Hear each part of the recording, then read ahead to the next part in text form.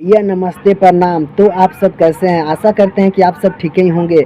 आज हम बात करने वाले हैं पवन भैया के बारे में। जी हाँ, लाल घगरा जिस गाना ट्रेंडिंग में है, 2 दिन से पवन भैया के गाना ट्रेंडिंग में है। मेरे को बहुत खुशी मिला है। लाल घगरा बवाल मचा रहा है पूरा बिहार में और पूरा हिंदुस्तान में।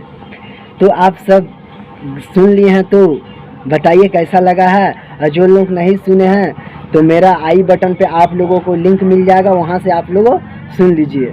और जो लोग सुन लिए हैं तो कमेंट करके बताइए कैसा लगा आप लोगों को गाना।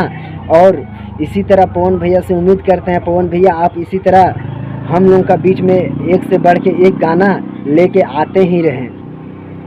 और बहुत ही बेहतरीन इसका वीडियो हम करीब दिन भर में 5 बार देख चुके हैं अभी से लेके।